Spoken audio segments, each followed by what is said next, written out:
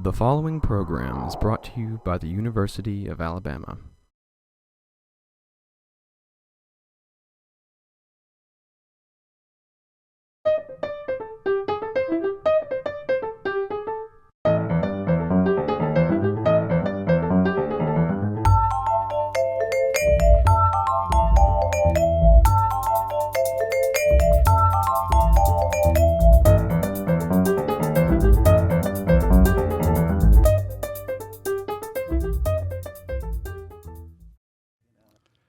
Koethi Zan successfully practiced entertainment law in New York City for 15 years, but was determined to try her hand at fiction.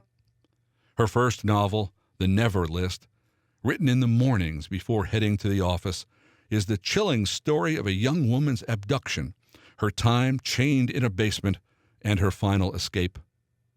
Told in the first person, the novel conveys to readers the terror of the experience and the post-traumatic effects so difficult to deal with.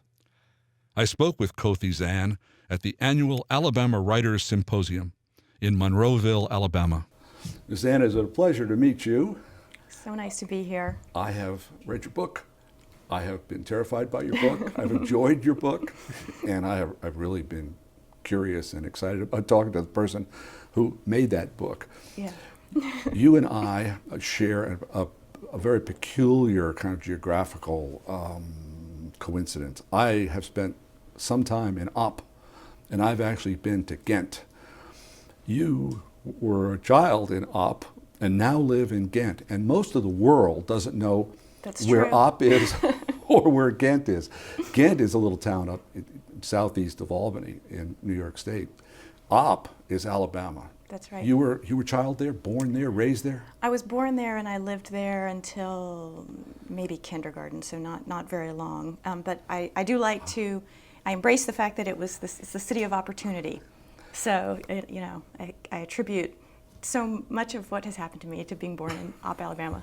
I don't know what the formative influences of being born there are. I've been to the Rattlesnake Rodeo. I know what the influences of that can be. Yes, that's true. Maybe that's where I got my perverse sensibility. But you really raised in northwest Alabama? That's right. And I mostly lived in a small town called Killen, which is near, I always say near Florence and near Huntsville on the long Tennessee River. Right.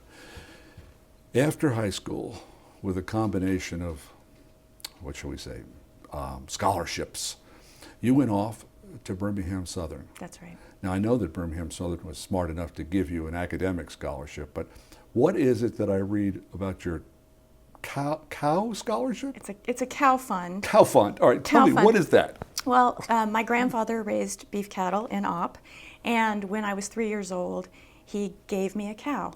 And every year when that cow would have a calf and he would sell it at the cow sale, he would put the money into an account for me. Oh. So when I graduated from high school, he handed it over to me. So I'm always very grateful to Molly, the cow. She helped me through financially. So Molly the cow had a calf once a year. That's about right, yeah. and that means there were probably 17 of them. Yes. Sort of. That's right. Well, that's a lot of calves. It was a lot of calves. So I owe them all. Your name, and you like it pronounced Koethi? Koethi, that's right. And has it always been pronounced that? That's right. Right. And why are you named Koethi? I was actually named after someone my mother knew who was named Koethi. She spelled it differently. And she was the homecoming queen of Lurleen B. Wallace Junior College, in fact. Only then she died in a car accident, really before I was old enough to know her. But that's the origin. So now I'm sadly the only one that I know of. You may be the only one that in anyone knows of. Yes. and Zan is your maiden name, your last name? Yes.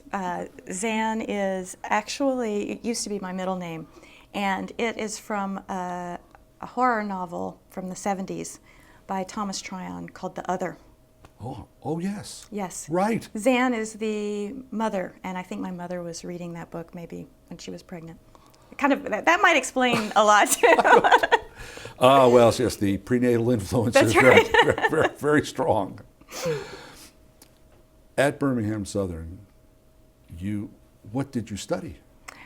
Bizarrely, I studied economics, Mostly because I had a wonderful economics teacher, Gary Dale, who he was just a very charismatic person, and so made me love economics.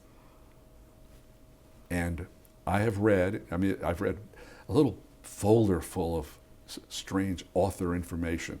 And one of the phrases that recurs in these articles is that while an undergraduate at Birmingham Southern, you often spent the weekend in New Orleans in the goth life. That's right. You will not be shocked to learn I don't know anything about that. What is it? What did you do? What's it like? Well, I can't really speak to what it's like today. I think it might be somewhat different. I think that in the late 80s and the early 90s in Alabama, the sort of goth scene tended to be, kids who were reading a lot of literature and listening to a lot of alternative and indie music, and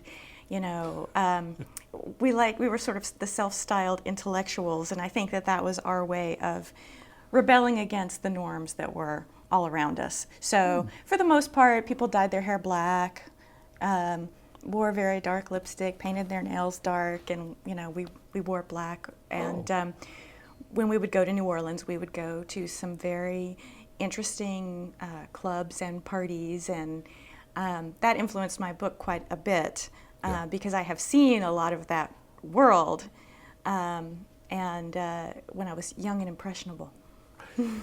Well, it sounds, as you describe it, a kind of a chapter 3. You have beatniks, you have hippies, and then goth, as you seem to have experienced it, is a kind of counterculture with an intellectual component. Exactly. All I know about it is the facial makeup. Yeah. Well, there's more to it. Yeah, we listened to a lot of Smiths and Cocteau Twins. So. Well, after economics, and you say you thought about graduate school, you thought about film school, but you went to Yale Law and then practiced law. Yes, I had sort of a 16-year derailment into the law, and I was an entertainment lawyer, and worked at a few different places. At various times I represented artists, writers, and directors, and then I spent really the last half of my career at MTV. And when I left there, I was the Deputy General Counsel of MTV, and that was actually a really great, fun, wonderful job. Well, it sounds like it. In fact, it sounds, when people read that or say it or hear it, they think, well, that's great.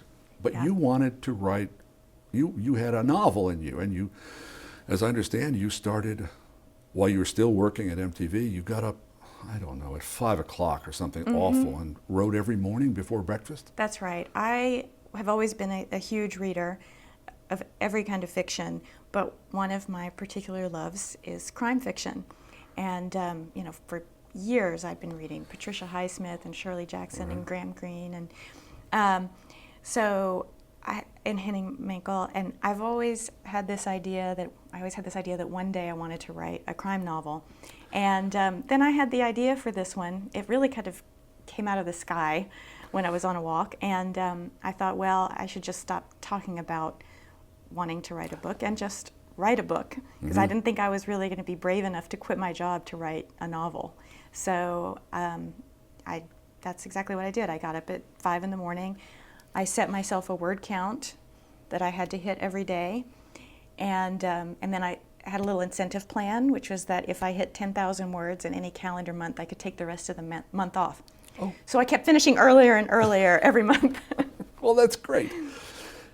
The book, I've read it, actually, now at this point I've read it more than once, and I found it chilling. I did. Good, that's what you're supposed to find.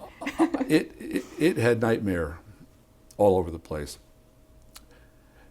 A crazed college professor kidnaps girls, puts them in the basement, chains them to the wall, and over long months, and even in some cases as much as 4 years, tortures them. And this is the heart of your novel. Yes. Many people were surprised. You seem like such a normal person. Well, yeah. But actually, really, I spent years being obsessed with the idea of being abducted. I was terrified of it. And I think it began for me with Silence of the Lambs, which, that movie was released when I was at exactly the ripe abductable age, and it had a very profound effect on me. And then after that, I just very much obsessively followed all of these real-life cases, Elizabeth Smart, J.C. Lee Dugard, Elizabeth Fritzl, Sabine Dardenne, and I followed those cases long after the initial news splash. I was just really fascinated by the idea of, how did these women survive? Yes. How did they get over it? Could they ever have anything like a normal life? And how did they keep their mind intact while they were going through that kind of suffering? Right. And so really the idea for the book was, well, what if you have somebody who, in the book it's 10 years after. Right. She's still Sarah. struggling. Yeah, Sarah is still struggling Right. with what has happened. And I thought, well, it would be interesting to have, a crime thriller, a psychological crime thriller that was also, in a way, a trauma survivor memoir. And, Well, it is. And that she's really having to go back to face her past and the things that happened to her, both physically and emotionally, in order to move forward, move both the story forward and have some resolution for herself. When I interview authors, which I've been doing for ages, a lot of times an author will set a novel, say, in Paris. And I say, always kind of sarcastically, well, did you have to do a lot of research? Did you have to go there and spend time there? This kind of thing happens a lot. The book is set in Key West or Yes. someplace lovely. Your book is set partly in prison, not much really, and partly in bondage submission clubs. Yes. And so on. Did you have to do much research? I did a ton of research. I didn't. Did you go? Well, when I was younger in those New Orleans days, I did go to S&M clubs, and I observed very carefully what was going on, partially because I think I was kind of shocked at the time. But those memories really stayed with me. Right. More recently, when researching this book, I relied a lot on the internet and definitely went down the rabbit hole of research. I was going into chat rooms and, secret websites, and, I basically I had to throw out the computer that I used to write the book because it was so full of viruses. And I kept thinking, as I researched, I can't be shocked anymore. I have read the most shocking things, but lo and behold, every other day I would say, oh, wait a minute. Okay, whoa. That's new. Yeah. So, but nevertheless, I always tell people, don't be afraid to read the book, because I was very concerned in writing a book about violence against women. I did not want it to be exploitative. Right. And I made a concerted effort not to do that. So I don't believe that it is. And I don't get into graphic descriptions. No. It's not really at its core about that violence. It's about the women and their memory of the violence and how they're dealing with it. So I did use a couple of techniques for that. One is, whenever there is a description of violence against women, I try to have the woman who was the victim actually telling that story. So it gives her a way to own it. And also, like I said, I try to be suggestive rather than explicit about what's going on, which is actually, to me, scarier. Well, it may be, because some of your suggestions made my pupils dilate. Yes. I thought, oh, surely not, which Yeah. I will not reveal the No. things that are done. It is, and I've said this in a couple of other venues, it is short of American Psycho. It is short of the explicit torture of a person, Yes. so to speak, on camera. It is different. Your protagonist, your heroine, Sarah, has a couple of buddies that she's co-survivors with. Yes. One is Christine, who's a kind of rich girl, sorority, or not a socialite, Yeah. and the other is Tracy, who was a waif, a New Orleans kind of homeless girl who was something of a goth. Yes. Are these are these people you knew, or are these facets of your complicated personality? Yeah, I mean, I think by necessity your main characters are pieces of yourself. I think that they, in a way that each one represents a different facet of trauma survivorship. One is repressing, one is reclusive and afraid and very obviously traumatized, right. and one faces it with anger and resistance. So I wanted to explore those different responses, all of which are real and legitimate responses to trauma. Yeah. But also I wanted to have these women who you would think people going through a traumatic situation, they would be supportive of one another, and in the real world that's often not how it is. People turn on each other, and so a lot. To me, the most interesting part of the book to write was really about their relationship and how they needed to resolve those relationships, which were very much destroyed in order to move forward in their own healing processes. Yeah. Sarah is agoraphobic, essentially. Christine has repressed. It never happened. Don't want to talk about it. And Changed her name, Tracy is a howling feminist attorney, if I'm not mistaken. No, she runs a journal, a feminist journal. Yeah, she's angry as can be. She's very angry. She's tough. Something that I had no notion about. I said, is this true? Can this be? Is that they have a quest in this novel. It's a novel. They're looking for more evidence against the monster, and so they're looking for the body of Jennifer. In the course of their quest, they seem to uncover organized networks of monsters.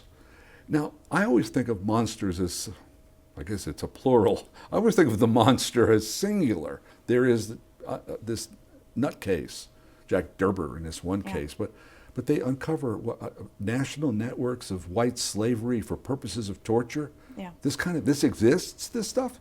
Oh, it absolutely exists. It does. It absolutely exists. And that is kind of a, when you're writing a book, you're animated by ideas that you have to then drop if you can't bring them out in story. Okay. So, ultimately it all needs to be about the story. But to me, I also wanted to make this point that in the 90s, there was really a very powerful idea of this single serial killer, right? That was a trope of the genre very much.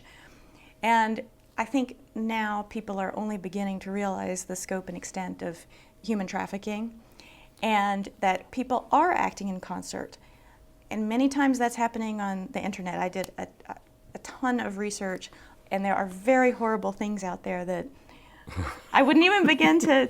So it's not just Hannibal Lecter. No, that's right. It's the Hannibal Lecter Society. There are a lot more Hannibal Lecter societies than there are Hannibal Lecters, which is it's a very troubling thing to learn about. And some of your most unsavory characters are university professors, psychology professors doing research.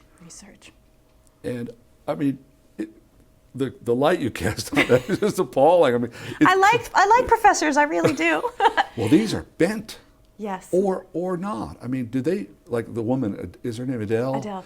Does she think that her research into these matters is science? Well, I don't want to give anything away. Well, but yeah, I think people believe what they want to make themselves believe, and I think that she is somebody who, because of her ambition, she's convinced herself of a lot of things that. Oh, she's a careerist. Yes. Did you, as an undergraduate, I doubt this would have come up at Yale Law, but as an undergraduate, were you exposed to much in the way of 20th century French theory, as in Foucault and others? Because they seem to have a place in your novel. They do, and actually that really comes from a time after I was practicing law. I took some time off to study cinema studies at Tisch at NYU. And I studied avant-garde cinema, and that's where a lot of the material, on the surrealists and Foucault, and that's where that comes from. That's where I was studying that. Yes, cruelty, pain. Yes.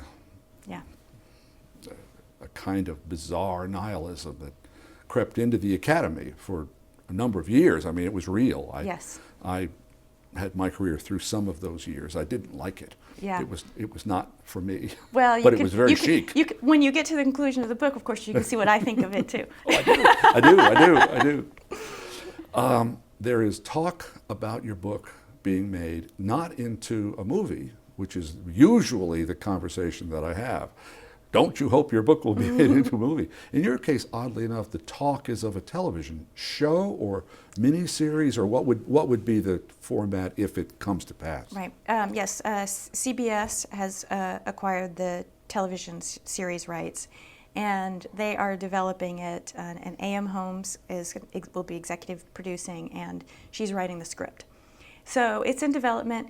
I worked in TV for many years, and I know that nothing is certain until you see it on the screen. But I'm hopeful. I'm extremely honored to have A.M. Holmes writing it. I think she's a tremendously talented writer, and I can't wait to see what she does with it. Oh, she is, and Yeah. she's a major player now. I mean, She is, that is a brand. Her work in the last few years, but you do imagine it as literally a series like Yeah. CSI kind of thing. Yeah. And somebody would, or Bones, Yeah. I mean, the Bones books were, but there's one book. You have one. Do you imagine writing a sequel? Well, I want to see what they do with it. I think it would be, I'm not sure how it would work having the two competing sequels going forward, but I love those characters, and I like to imagine returning to them someday, but not at this moment. But at this point, I know that you've at least sketched out another novel. Yes. It may not be the sequel to the Never List. Right. Actually, we didn't say what the Never List was. I found that a kind of ongoing irony. Yes. Your heroine, Yes. Jennifer, or Sarah, and her friend Jennifer had a little girl's, young woman's Never List. Yes. What is it you must never? You must never park more than 6 spaces from your destination. You must never get in a car without looking in the back seat. There are all the things that you should never do if you want to stay safe. And that's really based on, very loosely on a set of rules that my best friend and I had when we were growing up in Alabama. We were both a little bit paranoid, not as paranoid as my characters. You were in one of the safest places in the world, I think, more Maybe. or less. Is any place safe? Well, that is actually a good question. Yeah.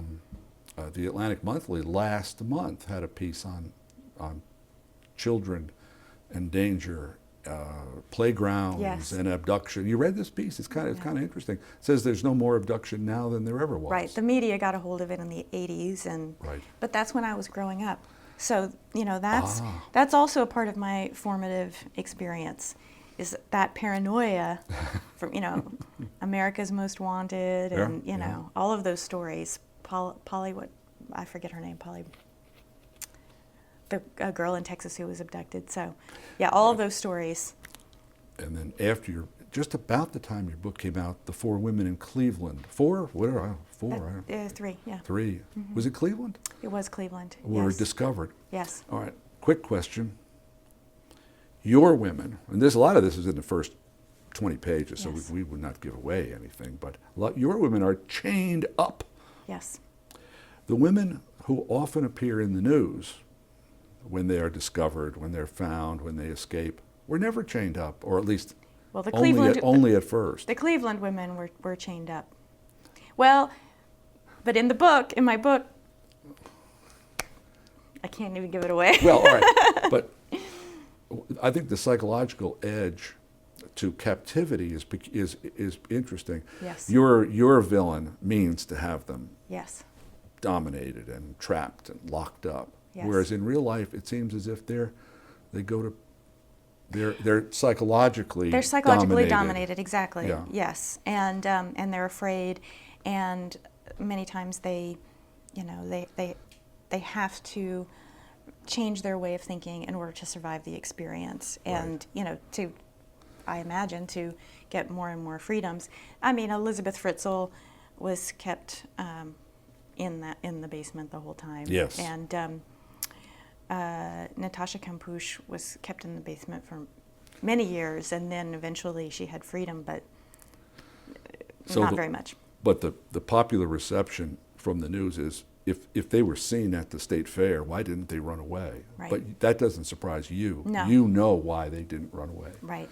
The book that you are actually you've already begun to write, is about what? Well, it's also a psychological thriller. Mm-hmm.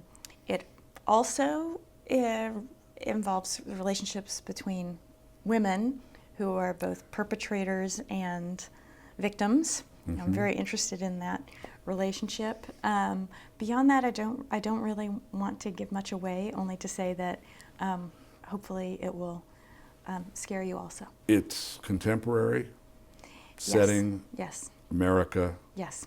Right. That's what people need to know. Yes. Well, Koethi, this has been a real pleasure and very enlightening. Well, thank you very much for having me. I'm delighted. Thank you for coming in.